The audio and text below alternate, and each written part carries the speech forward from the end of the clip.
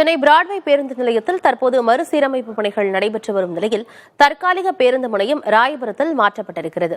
இந்நிலையில் அந்த பேருந்து நிலையத்திலிருந்து தற்போது மாநகர பேருந்துகள் இயக்கப்படுகிறது. இதுகுறித்து நமது செய்தியாளர் ராஜ்குமார் அளித்த கூடுதல் தகவல்களை பார்க்கலாம்.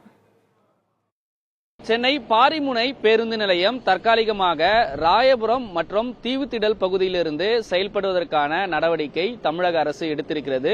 இன்று முதல் ராயபுரம் தற்காலிக பேருந்து நிலையத்திலிருந்து மாநகர பேருந்துகள் இயக்கப்பட்டு வருகிறது.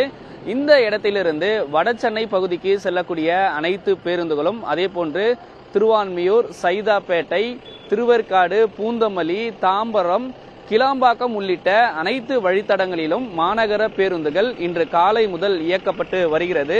இதற்கான முழுமையான ஏற்பாடுகளை போக்குவரத்து துறை மற்றும் சிஎம்டிஏ அதிகாரிகள் மூலமாக செய்திருக்கிறார்கள்.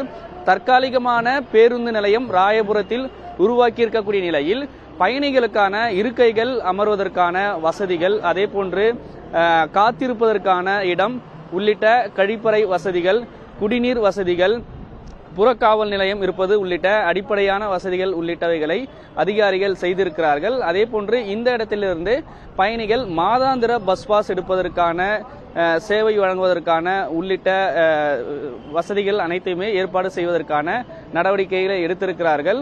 இந்த இடங்களிலிருந்து ஏற்கனவே பாரிமுனை பேருந்து நிலையத்திலிருந்து இயக்கப்பட்ட வழித்தடங்களுக்கு இந்த இடத்திலிருந்தும் பயணிகள் பயணம் செய்வதற்கான ஏற்பாடுகள் அனைத்தும் செய்திருப்பதாக போக்குவரத்துறை அதிகாரிகள் தெரிவித்திருக்கிறார்கள். அதேபோன்று எந்தெந்த வழித்தடத்திற்கு செல்ல வேண்டிய பலகைகள், மாநகர பேருந்து சேவைக்கான பலகைகள் உள்ளிட்ட இடவசதியும் இந்த இடத்தில் ஏற்பாடு செய்திருக்கிறார்கள்.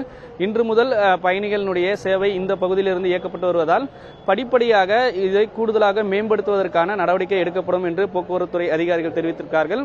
அதேபோன்று பயணிகள் பொறுத்தவரை எந்தெந்த வழித்தடத்திற்கு செல்ல வேண்டும் என்ற ஒரு முறையான தகவல் தங்களுக்கு கிடைக்கவில்லை. இந்த இடங்களில் கூடுதலாக வழிகாட்டு மையங்களை அமைப்பதற்கான ஒரு ஏற்பாடும் செய்ய வேண்டும் என்று பயணிகள் தரப்பிலிருந்து முன்வைக்கின்றனர். புதிய தலைமுறைக்காக ஒளிப்பதிவாளர் சுரேந்தருடன் செய்தியாளர் ராஜ்குமார்.